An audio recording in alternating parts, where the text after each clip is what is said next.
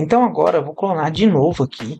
Vou copiar e vou colar aqui esse 03. E nesse 03 eu vou renomear ele aqui para 04. E nesse 04 eu vou começar a renomear aqui pra gente. Nessa aula aqui de 03, vou dar para 4. Essa aula 04, vamos mudar aqui para 4 aqui também. Então, vou fechando aqui as guias para ficar mais fácil a gente entender. Vou fechar aqui o body, vou fechar essa imagem aqui, vou fechar essa imagem hover, esse button hover, vou fechar também esse outro button hover. Então, vamos ver agora um outro que é bem interessante, que é o input. Nós usamos esses input o tempo todinho para trabalhar com nossos códigos. Nós colocamos esse input para a pessoa deixar um número de telefone, nós damos esse input para a pessoa pegar e deixar o nome dela. Então, o input também é uma coisa muito corriqueira no HTML. Nós precisamos estar pensando nesses inputs o tempo todo. E através desse input, nós já vamos começar a falar um pouquinho sobre classes, que é bem interessante. Então, vamos fazer o seguinte. Embaixo desse botão aqui, eu vou colocar aqui um input para vocês verem acontecendo. Qual que é o input? Aí vocês podem ver que aqui não modificou nada. Por quê? Porque meu aqui está aula 03. Se está aula 03 e eu estou trabalhando aqui com aula 04, não tem por que aparecer aqui. Outra dica que é muito importante é vocês manter sempre um só arquivo aberto. Esse negócio deixa muito arquivo aberto, gera muita confusão e acaba nós erramos muito no código, porque nós temos muito arquivo aberto. Eu vou maximizar aqui para a gente poder ver melhor aqui nossa estrutura de código, né? Vou deixar sempre pequenininho lá, para que seja mais fácil de vocês acompanhar o código. Então, é o seguinte, às vezes eu pego e abro e fecho aqui essas aulas e estou sempre com o VS Code aberto. Então vocês podem ver que está funcionando. Mas se vocês não funcionaram no navegador, porque às vezes você desligou o computador, reiniciou o computador, voltou no vídeo no outro dia e não está conseguindo rodar o código. Então vocês não esquecem que vocês precisam muito clicar com o botão direito e abrir com essa opção. Abrir com Live Server, né? Que é esse Open with Live Server. Então, se vocês não tiverem também esse plugin instalado, nas aulas iniciais eu mostrei esse plugin, como que instala. Eu mostrei aqui o Live Server aqui, ó. Vocês podem digitar aqui no source que é Live Server. Aí vai aparecer o Live Server aqui e vocês clicam em instalar. É muito simples instalar esse plugin.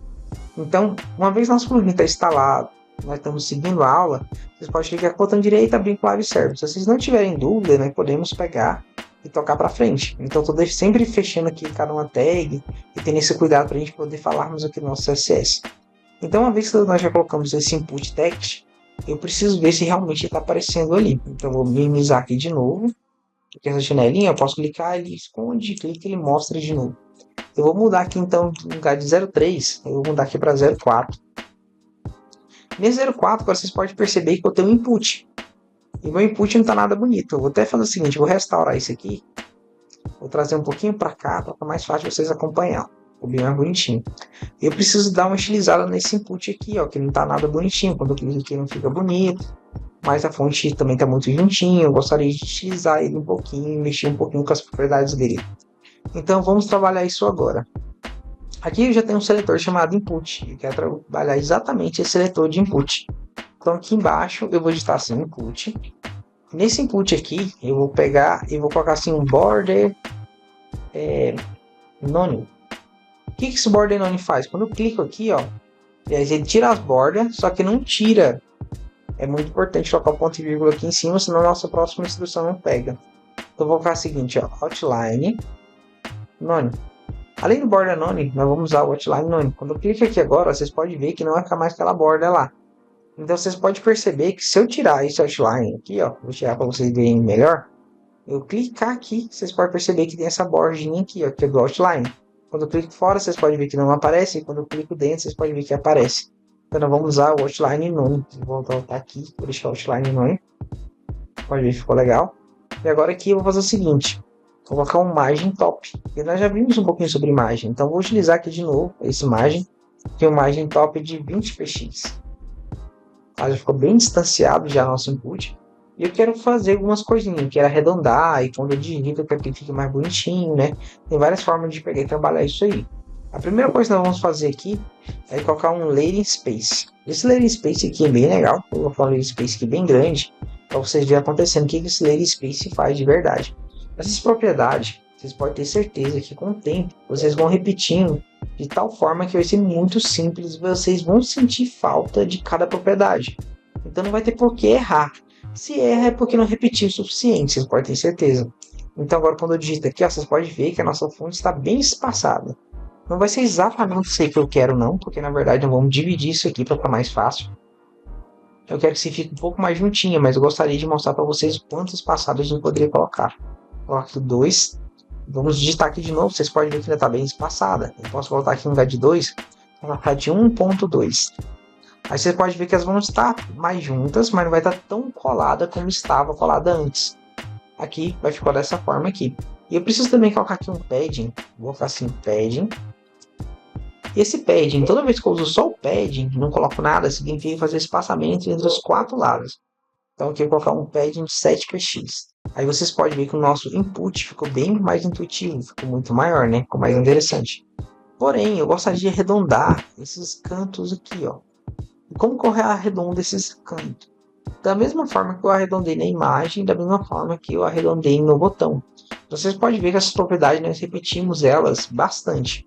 Então o que eu vou colocar é o seguinte, é border radius de 10px. Então vocês podem perceber que já arredondou bastante o nosso canto. Então nessa aula aqui, era isso que eu gostaria de mostrar para vocês um pouquinho do input.